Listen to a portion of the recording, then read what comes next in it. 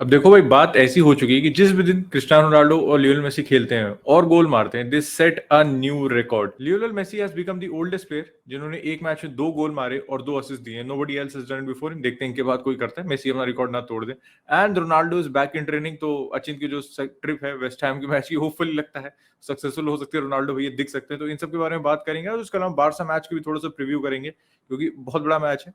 Victoria pleasant के लिए बहुत बड़ा मैच, जितना बड़ा हमारा मैच नहीं उससे बड़ा विक्टोरिया प्लेजेंट का मैच है, तो एक आग उस पर भी रहेगी। उसको कोई प्रीव्यू नहीं होगा, लेकिन डेफिनेटली फिंगर्स क्रॉस्ड भाई। This video is brought to you by the OneFootball app. If you haven't heard about the OneFootball app, it is the best app for any sort of football updates you need, whether it's transfer news, match updates, live updates, injury news, reviews, previews, analysis. Everything is available on the OneFootball app. But by far, the best feature of the OneFootball app is that you can watch live streams and highlights of the lesser known matches which are not available anywhere else to see. Whether it's the ISL, whether it's the Norwegian League, Argentinian League, Brazilian League, everything is available on the OneFootball app for you to see. So you can't just keep yourself updated. You can also watch football on the OneFootball app. The link is in the description down below. Download the OneFootball app and help support the Sunday League pundits. पहले शुरू करेंगे भाई थोड़ी चटाई से। Obviously Messi की भाई क्या ही परफॉर्मेंस थी आज। एंड हर एक बार ना, जब भी इस सीजन में मेसी को देख रहा हूँ, he is playing on a totally different level. लग रहा है ना, बैलन डोर की जो सेरेमनी थी मेसी भैया ने पर्सनली ले ली है।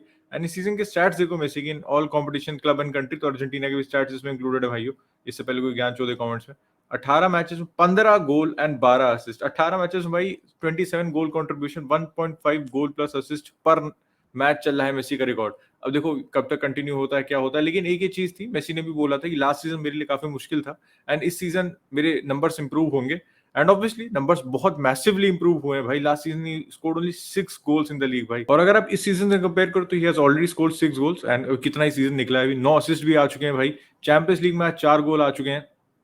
एंड ऑलमोस्ट यार हैट्रिक रह गई मेसी भाई की। वो जो उसने मारी थी ना, जो पोल लग गई थी ना, क्लासिक मेसी फिनिश थी। जस्ट मतलब आया साइड फुट कीपर के ऊपर से गोल में, मतलब वो होता है, वो तो गोल होता है वो, लेकिन आज पोल लग गई। और पहला goal outside of the foot shot, शायद करिश्मा का वीडियो देख के आए होंगे मेसी इस मैच के पहले। एंड दूसरा तो क्लासिक मेसी था भाई, classic Messi 1-2 brilliant 1-2 with Kylian Mbappe, drop the shoulder, beat a man, bottom corner finish. मतलब एवरीडे वाली चीज होती है ना मेसी के लिए, वो एक वैसा गोल था। मतलब as Messi fans we have seen it, मुझे भी नहीं पता कितनी बार देखा, मजा आ गई थी देख के। मतलब बहुत दिन बाद रेमिनिसेंट जो होता है ना, बारसा में scored so many goals of that kind भाई, सेटिस्फैक्शन मिलता है मेसी को फुटबॉल फुटबॉल खेलते हुए देख के। उसके अलावा पीएसजी की मैं थोड़ी सी बात करूं, तो एक अभी एम्बापे का स्टेटमेंट आया था थोड़े दिन पहले कि he is very happy to stay at PSG, और जितने भी रूमर्स आ रहे हैं फॉल्स थे।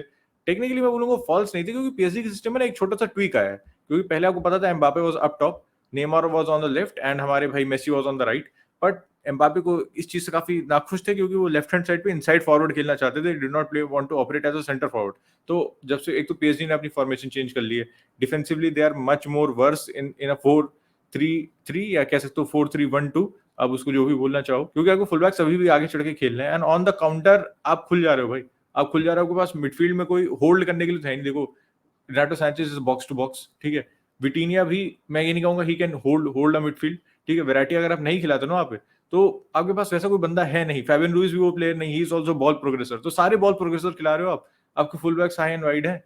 तो फिर जब आप बॉल खोगे, मेसी से आपको वर्क रेट मिलेगा नहीं, एम्बापे से आपको वर्क रेट मिलेगा नहीं। तो बड़े मैचेस में इसको कैसे करते हैं, या फिर वो वापस बैक थ्री पे जाएंगे, क्योंकि किम्पेम्बे वापस हो चुका है। That is something to see. I think back three उनको काफी बेहतर सूट करता था। But coming back to Mbappe, अब अगर आप ये हीट मैप देखो, तो एम्बापे हैज कह सकते हो पूरी तरीके से लेफ्ट पे जा चुके हैं।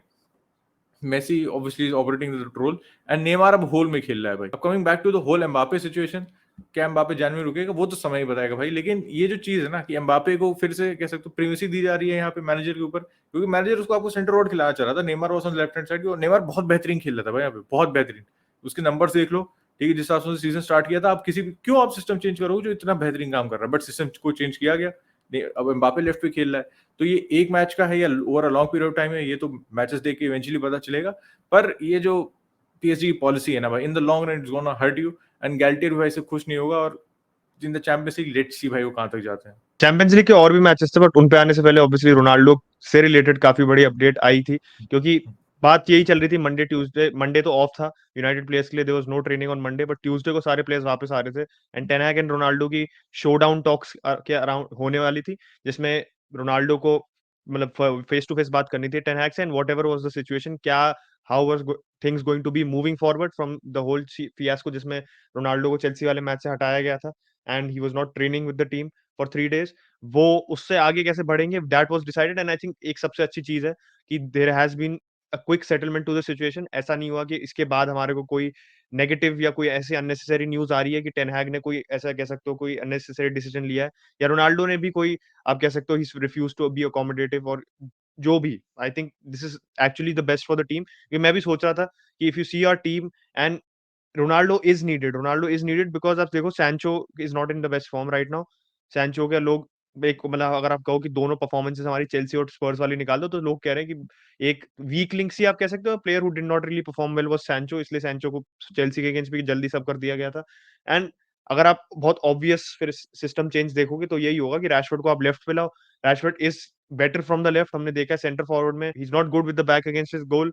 और इन जनरल अगर आप कह सकते हो जो सेंटर बैक को डिसरप्ट करने वाली बात होती है physically, he is not up to it, जो रोनाल्डो कर सकता है। और रैशफोर्ड की आप हेडिंग एबिलिटी भी देखो तो heading ability is not the best, plus वो सेंटर बैक्स को उस मतलब जो डिसरप्ट करने के लिए आप कूदते हो ना, जो Thiago Silva was not troubled that much with Rashford as the striker, क्योंकि थियागो सिल्वा को बस वो कूदता ऐसे नहीं है with the intention to win the header, it's his whole intention is just try to disturb the rhythm of the centre back. तो ये नहीं काम कर रहा था हमारे लिए, एंड टेन हैग ने पूरे सीजन शो ही किया है कि if a player is not performing well, regardless कोई भी प्लेयर हो, even this includes Ronaldo as well, तो वो उसको टीम से निकाल रहा है। And I think now we can have a good and solution to this whole problem. Ronaldo अगर टीम में आ जाएगा, उसको जो अपने लिए एक फिटनेस चाहिए अपनी, to have proper fitness, regain that fitness before going to the World Cup, Ronaldo का भी इसमें सर्व होगा interest, even United as well. I think United को इस समय एक स्ट्राइकर की जरूरत है, दिख रहा है कि इवन लेस्टर जैसे क्लब जो स्ट्रगल कर रहा है, Leicester has scored more goals than United, and we need to score more goals right now. हमारा हमेशा सबसे बड़ी दिक्कत यही रही है कि वी आर क्रिएटिंग चांसेस हम बहुत बना रहे हैं, बट हम गोल नहीं मार पा रहे हैं। तो उसके लिए player like Ronaldo is what you want. And सबसे बड़ी चीज यही है कि जनवरी में जो लोग कह रहे थे कि रोनाल्डो को बेच दिया जाएगा, रोनाल्डो को बेच के Ronaldo will probably move on, yes if the situation does not resolve, इसके आगे दोबारा अगर कोई रोड ब्लॉक आता है तो दैट कुड हैपन। बट अगर आप देखो जितनी भी क्रेडिबल सोर्सेस से न्यूज आ रही है, चाहे लॉरी फुटबॉल हो चाहे डेविड ऑनशीन हो, वो यही कह रहे हैं कि जनवरी में फंड्स नहीं है यूनाइटेड के पास। अगर कोई बहुत कॉस्ट इफेक्टिव सोल्यूशन होगा तभी वो जाएंगे, एंड कॉस्ट इफेक्टिव का मतलब यही है कि won't be able to get a striker जिस टाइप के हम लिंक हो रहे हैं, जैसे कोडी गैक्पो, और हम राइट बैक से भी लिंक हो रहे हैं, फ्रिम्पोंग से लिंक हो रहे हैं जो लेवरकुसेन में। These are options which are not cost effective किसी भी तरीके से।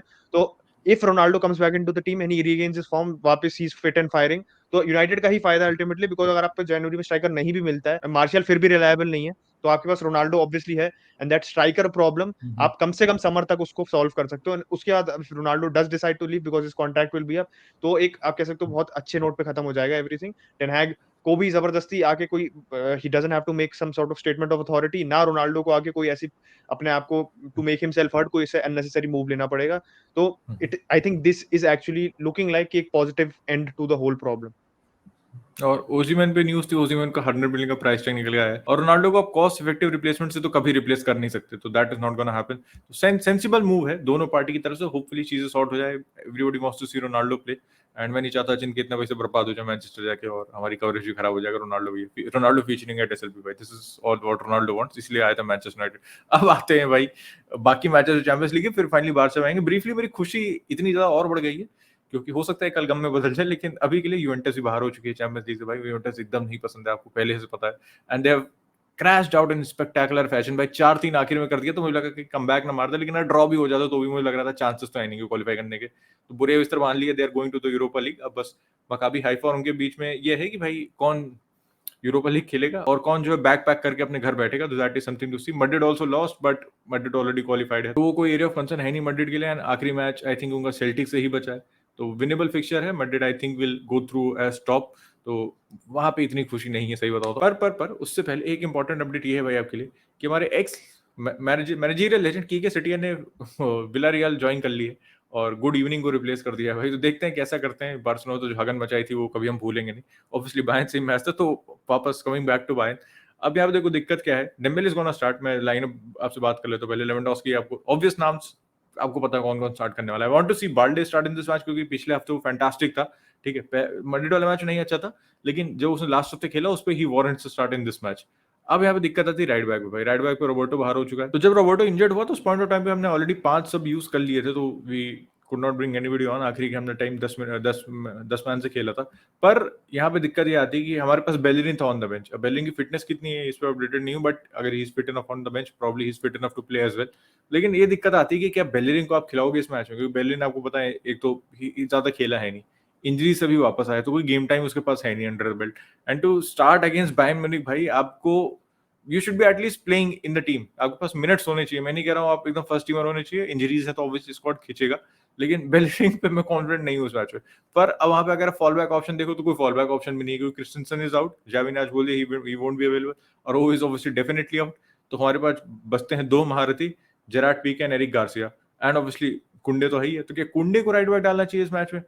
लेकिन फिर Eric Garcia and Gerard Pique centre back जो मास्टर क्लास उन्होंने ड्रॉप की थी इंटर के खिलाफ, वो भी हमने देखी थी भाई। तो I am really not sure. मेरे ख्याल से यार देखो, रिस्क लेने की बात है, I would go with Eric Garcia, Kounde and Hector Bellerin, क्योंकि पीके की जो परफॉर्मेंस थी ना उस दिन, पता नहीं, मुझे लग रहा है कि उससे रिकवर कर पाएगा नहीं कर पाएगा।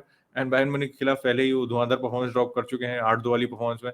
तो मेरे ख्याल से बेलेरिन, बाल्डे और कुंडे और एरिक गार्सिया होने चाहिए बैकलाइन आपकी। क्या बाल्डे को राइट बैक डाल सकते हैं? I wouldn't do that, I put Bellerin and Balde, proper left back and right back डालूंगा। मिडफील्ड में है तो Frenkie has to start this match. और अगर बुस्केट्स की बात करूं तो बुस्केट्स वीकेंड पे तो खेला था बिलबाओ के खिलाफ, लेकिन कुछ उसके स्ट्रे पासेस थे, कुछ डिसीजन मेकिंग सही नहीं थी। अब मैं थोड़ा सा निटपिक कर रहा हूँ यहाँ पे, बट ये वाली बात है ना, वो एक ऐसी पोजीशन है अगेंस्ट बायर्न म्यूनिख, अब वहां पे रूम फॉर एरर नहीं है आपके पास, आप एक भी मिसप्लेस पास नहीं कर सकते, आप कह सकते हो एक सेकंड के लिए भी लॉस ऑफ कंसंट्रेशन नहीं हो सकता आपका। तो देखते हैं बुस्केट्स के क्या टेक रहता है जावी का। I think is gonna play Busquets, मैं इस पे इतना श्योर नहीं। अब राइट हैंड साइड पे तो पता नहीं गैवी की टट्टे अभी कितने फिट है to for him to start. I think he will be fine, क्योंकि पोस्ट मैच आ ही गया था वो, तो वो दिक्कत नहीं होगी। एक चीज देखनी होगी, लेफ्ट विंग में कौन स्टार्ट करता है, क्योंकि राइट पे तो डेम्बेले है, ठीक है, लेफ्ट विंग पे क्या हम सिस्टम वही करते हैं जो हमने बिलबाओ के खिलाफ किया था, कह सकते हो, एक जो फॉल्स लेफ्ट विंगर कह सकते हो, इनसाइड लेफ्ट विंगर कह सकते हो, जो पहले गैवी खेल रहा था फिर पेड्री खेल रहा था। उससे हमारे पास ऑप्शन ये आता है कि आपने देखा था कि बुस्केट्स अपनी पोजीशन होल्ड करता है, Frenkie is moving all over the place with the centre backs coming forward with the ball,